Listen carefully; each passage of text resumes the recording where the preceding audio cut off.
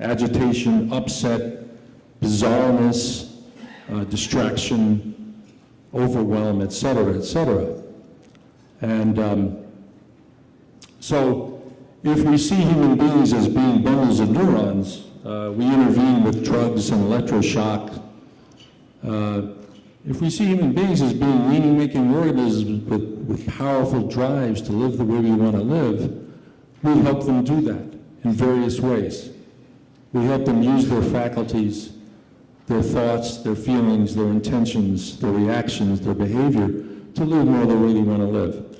So what we're going to be doing here today and tomorrow is finding, exploring, discovering, studying safe, humane, life-enhancing ways of helping people who are going through hard times, experiencing emotional distress, life crises, difficult dilemmas,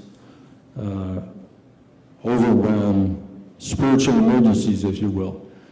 That's what we're going to be doing, is working on good ways, healthy ways of helping people. So I'm glad you're here to help us do that. Now, we're adding one thing to the conference this year.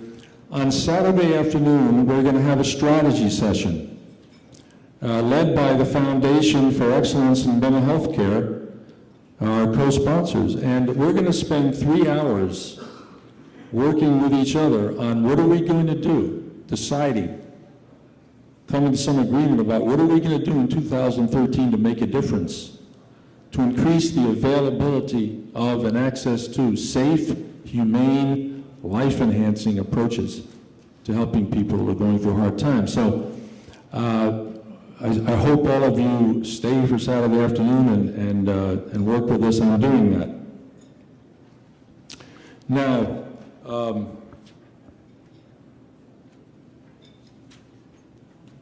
want to thank some people who have really done the work involved in making this conference happen.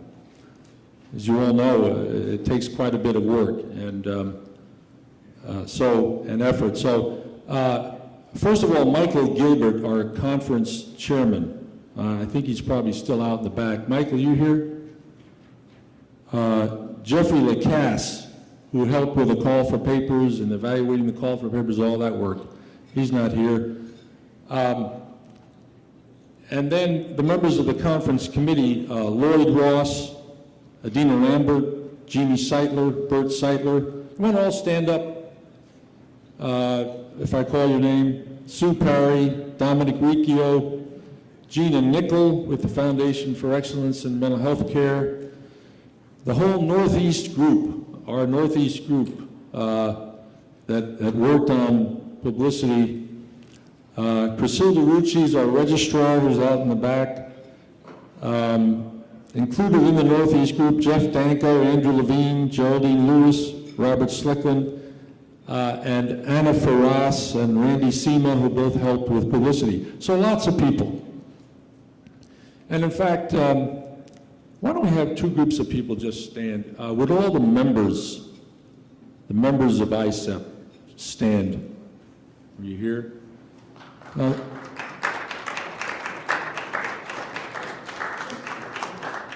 These are all people who've been members, who are members, who if you have questions about ISEPP, you can talk with them.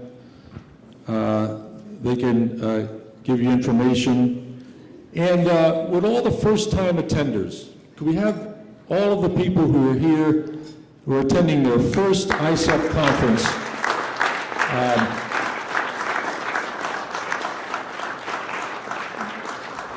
welcome to you all. It's great to see you here. Now, just a few more things before I introduce our Master of Ceremonies. We would like all of you who want to join with us and help us do the work that we do, we'd like you to join us. So during these next 2 days, we got a special on membership. We're going to give you full memberships for $80 instead of $100. and half memberships for $40 instead of $50, and low-income memberships for $10 instead of $15. So there's a membership form in your program. You fill it out, bring it to the front desk, and we will give you a discount to be a member. Is that retroactive? For you, Lloyd? Just briefly, we're dedicating this conference to Tom Bratter, who is one of our longtime and very, very passionate members of our organization who died this year, earlier this year. Lloyd Ross will be saying a few words about Tom. Just wanted to mention that we are dedicating the conference to our friend and colleague, Tom Bratter. Okay, enough from me. I'm now going to introduce our Master of Ceremonies, who is the chairman of ISEPP, and who is a psychiatrist who practices in Washington, D.C., and who's the kind of psychiatrist I'd want to go to. I've been to a lot of them, by the way. Joe Tarantolo, folks.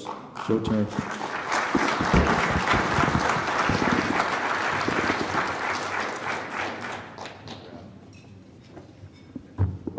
I can't wait to see what I'm going to say.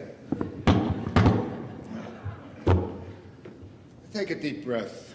I'm a little bit nervous. It'll help me out. Close your eyes, perhaps. Just kind of. Oh. Can you hear me?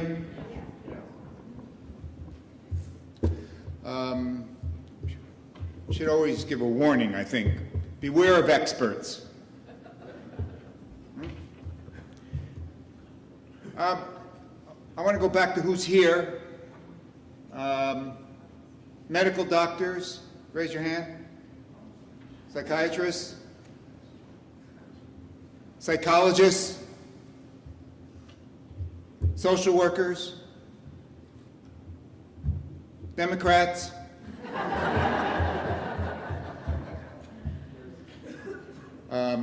Patient peer supporters? Parents? Educators? Lawyers? Our organization is made up of all sorts. Indeed, we have Democrats, Republicans, conservatives, liberals. We have libertarians, communitarians, believers, non-believers, atheists, spiritual people. So what holds us together? There's something about not wanting to be suckers that holds us together.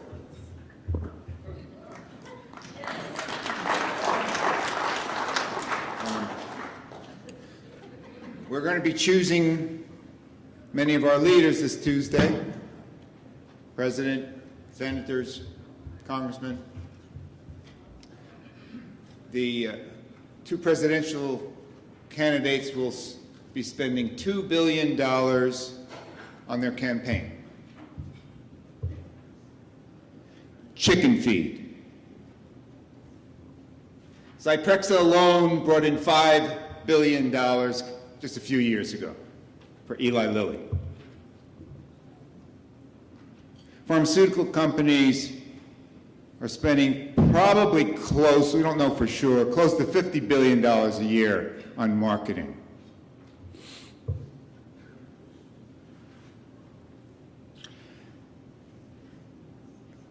We Americans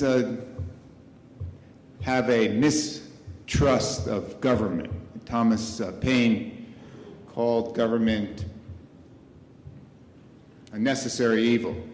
We tend to believe and trust science more than we trust government. But maybe science is the necessary evil.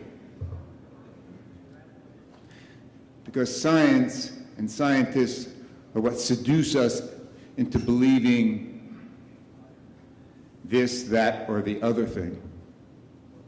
And we use the term in ISEPP, we use the term junk science. How many of you heard that term or used that term? It's a catchy phrase. I'm not exactly sure what it means. I think it has something to do with dubious data, knowledge that we don't have, trumped up hypotheses. But in our trust of science, we also get seduced.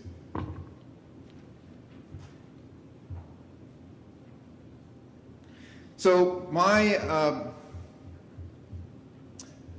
I think you all have a chore here these next couple days. You have to decide, one of the things you have to decide is what kind of language do you want to use?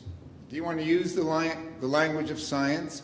Do you want to use the language of psychology? Do you want to use the language of sociology, religion, mysticism, philosophy?